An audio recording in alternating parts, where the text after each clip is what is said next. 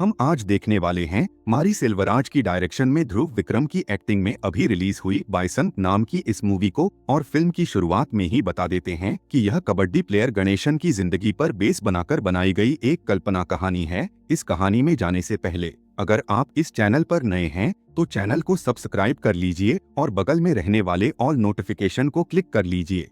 साथ में अगर वीडियो अच्छा लगा हो तो लाइक कर दीजिए और हाइप ऑप्शन भी दे दिया तो यह वीडियो और ज्यादा लोगों तक पहुंच जाएगा। फिल्म का ओपनिंग 1990 के समय जैसा शुरू होता है, जहां जापान में एशिया गेम्स का India Pakistan kabaddi final match चल रहा है और वहां फिल्म का हीरो किट्टन है जो इस मैच में खुद को साबित करने के लिए पागलपन के साथ इंतजार कर रहा है। और उधर उसके गांव के सारे लोग इस कबड्डी मैच को दूरदर्शन पर लाइव बैठकर देख रहे हैं। लेकिन यहाँ दिक्कत यह है कि इंडिया का कोच हीरो को मैदान में उतारने के बजाय सिर्फ सब्स्टिट्यूट बनाकर बिठाए हुए है और वहीं पर हीरो को ताने भी दिए जा रहे हैं। यहीं से सीन कट होकर दिखाते हैं कि हीरो कौन है और सबसे पहले वह जापान तक कैसे पहुंचा। और अब सीन आता है तिरुनेलवेली साइड के एक गांव के स्कूल का, जहां स्कूल के सारे बच्चे सुबह की प्रेयर में खड़े हैं, लेकिन हीरो अकेला क्लासरूम में बैठकर बाकी बच्चों के साथ 8 टिफिन बॉक्स चुपके से निकालकर अकेले खा रहा होता है। उसी वक्त राउंड पर घूमते हुए पीटी सर उसे देखते हैं और गुस्से में कहते हैं कि मैं उसकी माँ को बुलाता हूँ और शिकायत करता हूँ। हीरो वहाँ से भाग जाता है, लेकिन माँ को बुलाने के बजाय बिना रुके 10-15 चक्कर मैदान के लगा देता है, क्योंकि हीरो को गुस्सा हो, दुख हो या कोई भी टेंशन, वह तब तक भागता रहता है जब तक थक कर टूट न जाए। हीरो की माँ नहीं है, घर में बस उसके पिता और बहन हैं। इसलिए जब पीटी सर ने कहा मैं तेरी माँ को बुलाऊंगा, तो उसे माँ की मौत याद आ जाती है और वह दुख में और तेज भागने लगता है।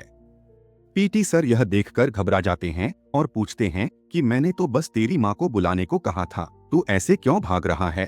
तब उन्हें समझ आता है कि यह लड़का साधारण लड़का नहीं है, इसके अंदर जबरदस्त कबड्डी की ताकत है, क्योंकि स्कूल में इसने कभी भी यह टैलेंट नहीं दिखाया था। हीरो का नाम किट्टन है और उसकी नस नस में, खून में, पूरी बॉडी में सिर्फ कबड्डी ही दौड़ती रहती है। लेकिन उसके पिता उसे कबड्डी खेलने नहीं देते। यह बात पीटी सर को पता चलती है। पीटी सर उसकी काबिलियत देखने के लिए स्कूल के प्लेयर्स के साथ राइड करवाते हैं और अंदर के साथ खिलाड़ी खड़े होते हैं, मगर हीरो 4 राइड में ही सबको पकड़कर आउट कर देता है। यह देखकर पीटी सर खुद ही हैरान रह जाते हैं और तुरंत उसे स्कूल की टीम में शामिल कर लेते हैं। जब सर पूछते हैं कि ये सब कहाँ सीखा, तो वह कहता है हमारा गांव कबड्डी के लिए बहुत फेमस है, वहां खेलने वाले लोगों को देखकर ही सीख लिया। गांव में सुंदर नाम का एक खिलाड़ी है, कमाल का प्लेयर और टीम कैप्टन, लेकिन सुंदर और हीरो के पिता की दुश्मनी की वजह से हीरो को गांव के मैचों में कभी खेलने नहीं देते, इसलिए हीरो कभी गांव के लेवल पर खेल ही नहीं पाया है। पीटी सर हीरो को खाना खिलाने होटल ले जाते हैं और जैसे ही दोनों बैठते हैं, सामने की टेबल पर बैठे पीटी सर के गांव के लोग हीरो को देखकर पूछते हैं ये लड़का कौन है। यह सुनकर पीटी सर को गुस्सा आ जाता है और वो उन्हें डांटकर कहते हैं यह मेरा स्टूडेंट है। तभी वहां पांड्या राजन का एंट्री होता है। होटल में बैठे वो लोग दरअसल कंदासामी के गांव के लोग थे और कंदासामी और पांडी के गांव के बीच पुरानी दुश्मनी चल रही है। कंदासामी को अनाची कहा जाता है, वह अपने गांव में बड़ा नेता है और वहां समाज जो कहता है वही कानून है। पांडी सबसे पहले इनके खिलाफ आवाज उठाने वाला इंसान था और गांव वालों की हर समस्या में सबसे पहले आगे आने वाला भी वही होता है।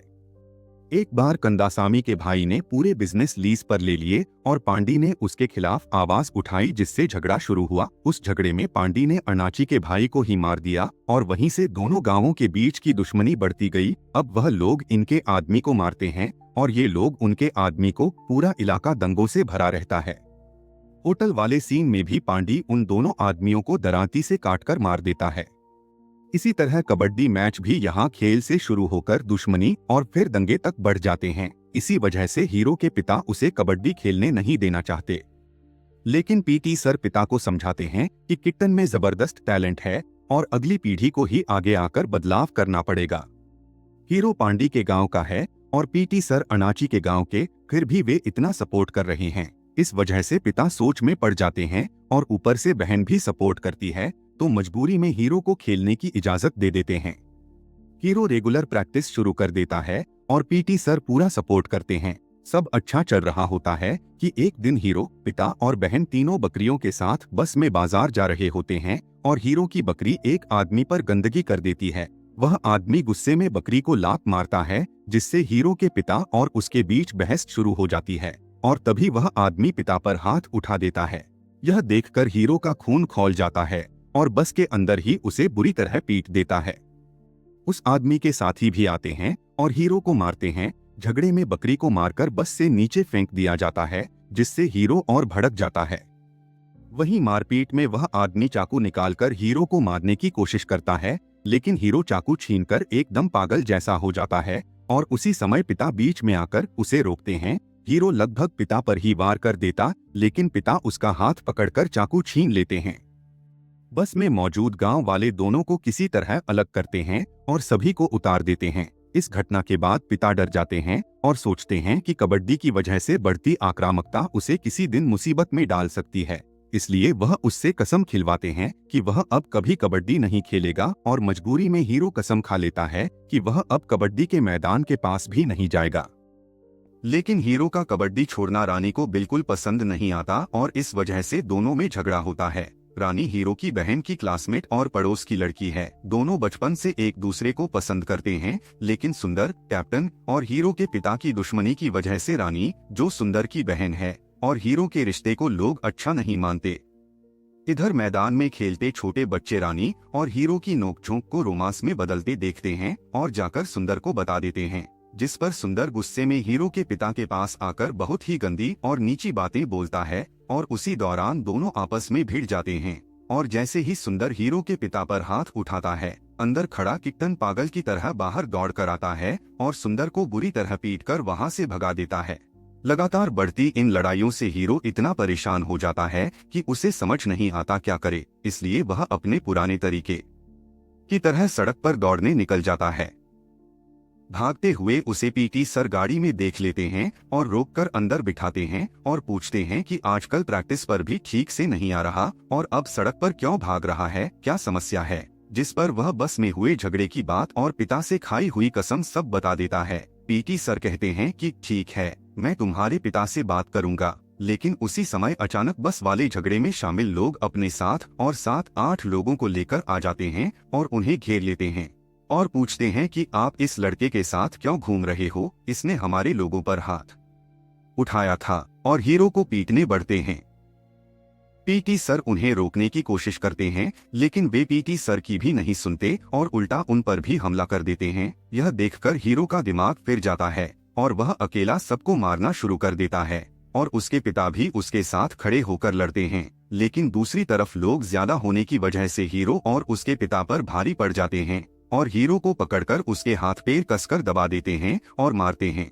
तभी दूर से गांव के लोगों के आने की आवाज सुनकर वे लोग भागने के लिए हीरो का एक हाथ तोड़ देते हैं और वहां से भाग जाते हैं।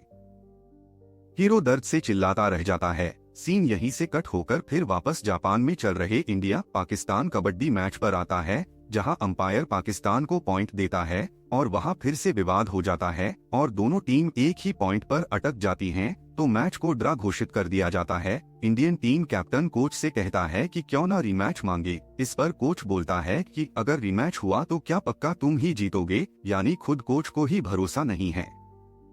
फिर से फ्लैशबैक में आते हैं। अरुणाची के लोगों ने पांडी पर हमला किया था, लेकिन वह तब भी मरा नहीं था और धीरे धीरे इलाज से ठीक होने लगा था और अरुणाची के लोगों को कैसे गिराना है इसका प्लान बना रहा था। इधर हीरो का टूटा हुआ हाथ धीरे धीरे ठीक हो रहा है, लेकिन अंदर गहरा गुस्सा और बदले की आग भरी है कि जिन्होंने उस पर हमला किया उन्हें सबक सिखाना है। लेकिन पीटी सर उसे बैठाकर समझाते हैं कि अगर तुम भी खून खराबे में उतर आए तो तुम में और उनमें क्या फर्क बचेगा, वे वैसे ही हैं, तुम्हें तो उन सब सीमाओं को पार करके आगे बढ़ना चाहिए। और सर कहते हैं कि अगले टूर्नामेंट पर ध्यान लगा।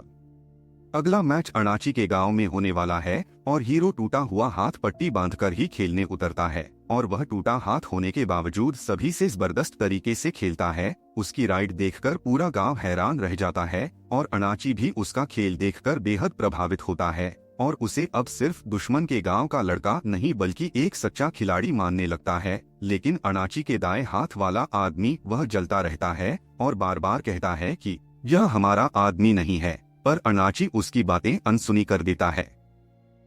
एक दिन मैच खत्म होने के बाद सब मिलकर खाना खा रहे होते हैं और उसी समय अचानक कोई बाहर बम फेंक देता है। सब डरकर इधर उधर भागते हैं और अनाची अंदर घर भागता है। तभी पांडी के लोग अंदर घुसकर 2 आदमियों को काटकर मार देते हैं और अनाची गन उठाकर बाहर आता है और फायरिंग करता है तो वे लोग भाग जाते हैं। अब सभी को शक की नजर से देखा जाने लगता है और पांडी का गांव वाला होने की वजह से सबकी नजर हीरो पर जाती है और अनाची भी एक पल के लिए हीरो को शक से देखता है, लेकिन उसके चेहरे पर डर और टूटन देखकर समझ जाता है कि वह इसका हिस्सा नहीं है। अनाची उसे कहता है कि तू यहाँ से चला जा और जब तक मैं खुद न बुलाऊं तब तक वापस मत आना। यह बात सुनकर हीरो का दिल टूट जाता है और वह सोचता है कि ऐसे लोगों और ऐसी नफरत के बीच रहकर कबड्डी खेलकर क्या मिलेगा, और वह खेल छोड़ने का फैसला करता है। कुछ समय बाद जब माहौल थोड़ा शांत होता है तो वह अनाची से मिलता है और अनाची उसे समझाता है, मैं जात देखकर लोगों से नहीं मिलता, वरना तुम्हें अपनी टीम में क्यों लेता। लेकिन हमारे गांव की कुछ परंपराएं, कुछ इज्जतें हैं जिन्हें निभाना पड़ता है। कई चीजें मेरे चाहने पर भी नहीं बदल पाती, लेकिन किसी भी हालत में तुम कबड्डी मत छोड़ो। मैंने एक बड़े क्लब में तुम्हारे बारे में बात कर दी है, वहां जाकर जुड़ जा। तुम जहां भी जाओगे जीतोगे, वही मेरे लिए काफी है। अनाची की बात मानकर हीरो उस बड़े क्लब में जाता है और वहां पूरी जान लगाकर मेहनत करता है और उसे अच्छा सम्मान मिलने लगता है और उसका नाम आगे बढ़ने लगता है। अब अगला लक्ष्य स्टेट लेवल का मैच है और वह दिन रात मेहनत करता है, लेकिन कोच उसे बताता है कि स्टेट टीम की लिस्ट में उसका नाम नहीं है, जबकि सिलेक्शन मैच अगले ही दिन है। और यह बात सुनकर हीरो टूट जाता है। घर जाकर पिता को बताता है और पिता हिम्मत देकर कहते हैं, हम जैसे लोग हमेशा टकरा कर ही आगे बढ़ते हैं, मैदान में पूरी जान लगाकर खेल ऊपर वाला देखेगा।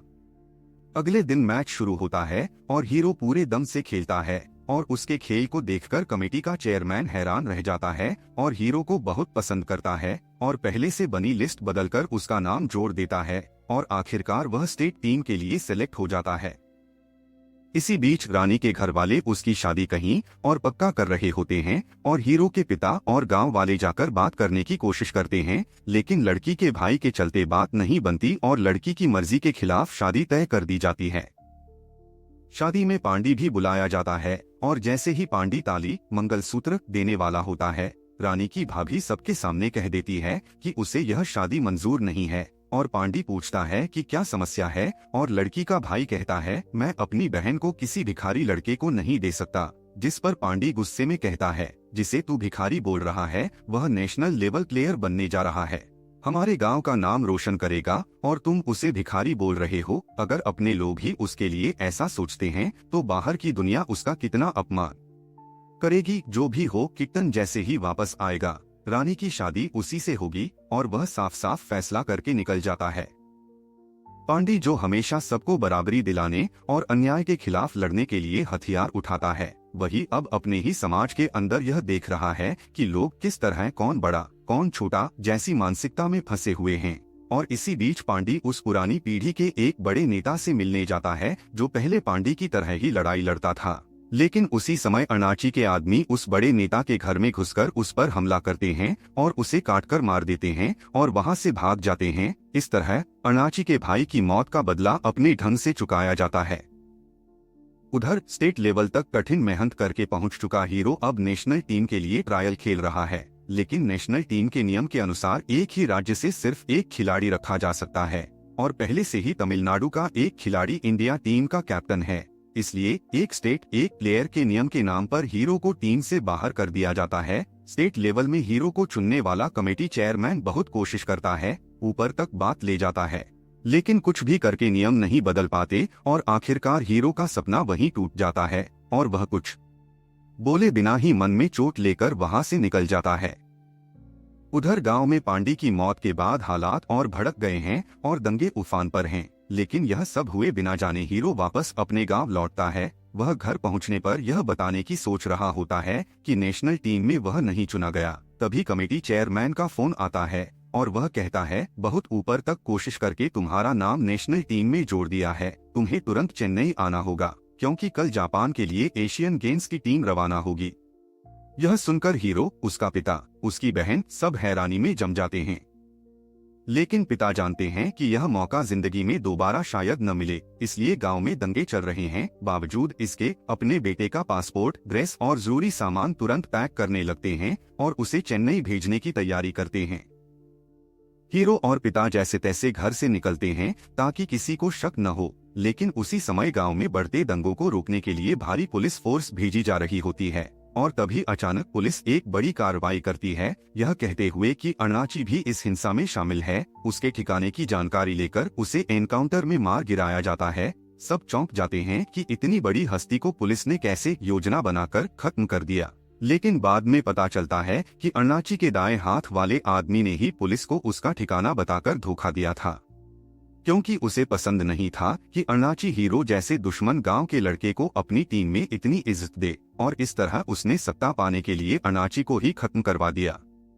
इधर हीरो को चेन्नई सुरक्षित पहुंचाने के लिए उसका पिता रात में खेतों के रास्ते से ले जा रहा होता है और सुरक्षा के लिए अपनी कमर में एक छोटा चाकू छुपाकर रख लेता है। रास्ते में पुलिस मौके पर उन्हें देख लेती है और पूछती है कि इस समय कौन घूम रहा है, और तलाशी में पिता की कमर में रखा चाकू मिल जाता है और पुलिस सोचती है कि ये दोनों शायद किसी को मारने जा रहे हैं। हीरो कितना भी समझाता है कि वह नेशनल कबड्डी टीम का खिलाड़ी है और जापान जाने वाला है, पुलिस उसे मानती नहीं और दोनों को पकड़ लेती है। तभी उसी समय एक दूसरी पुलिस टीम वहां पहुंचती है और उसमें से एक कांस्टेबल हीरो को देखते ही पहचान लेता है और कहता है, अरे ये तो स्टेट कबड्डी प्लेयर किट्टन है। यह सुनकर पुलिस को यकीन हो जाता है कि पिता बेटे अपराधी नहीं बल्कि खिलाड़ी हैं, और यह सुनकर हीरो बहुत गर्व महसूस करता है कि कम से कम कोई उसे पहचानता है। पुलिस वाले खुद हीरो को जीप में बैठाकर सुरक्षित रास्ते से आगे भेज देते हैं ताकि वह समय पर चेन्नई पहुंच सके और टीम में शामिल हो सके। यहाँ से सीन कट होता है और अब जापान में चल रहे इंडिया पाकिस्तान फाइनल मैच पर आता है। मैच में पॉइंट के विवाद के कारण पहले ड्रा हुआ था, लेकिन इंडियन टीम के कैप्टन ने कोच की इच्छा के खिलाफ जाकर रीमैच मंजूर करवा लिया था और अब रीमैच बेहद आग की तरह चल रहा है और टाइम खत्म होने में बस थोड़ी देर है और पाकिस्तान 3 पॉइंट से आगे है। हीरो और कैप्टन दोनों बाहर बैठे हैं क्योंकि दोनों आउट हैं और अब इंडिया को अंतिम राइड में 3 पॉइंट चाहिए। तभी एक मौके पर इंडिया को 1 पॉइंट मिलता है और कैप्टन खुद अंदर जाने के बजाय हीरो को अंदर भेज देता है। कोच गुस्से में कैप्टन से पूछता है, तुम खुद अंदर क्यों नहीं जाते, इसे क्यों भेज रहे हो? और कैप्टन जवाब देता है, आप और मैं सिर्फ पाकिस्तान को हराना चाहते हैं, लेकिन इसे पाकिस्तान के साथ साथ आपको जैसे लोगों को भी हराना है जो इस पर भरोसा नहीं करते। अब पूरा स्टेडियम टीवी पर देख रहे उसके गांव वाले सबकी नजर हीरो पर टिकी है। हीरो अंदर जाता है, पहले एक खिलाड़ी को छूता है लेकिन 3 खिलाड़ी उसे पकड़ने दौड़ते हैं और तभी अपने हुनर से वह तीनों को छूकर 3 पॉइंट लेकर वापस आ जाता है और इंडिया फाइनल जीत जाती है। कोच तक हक्का बक्का रह जाता है। गांव में सबने यह लाइव देखा होता है।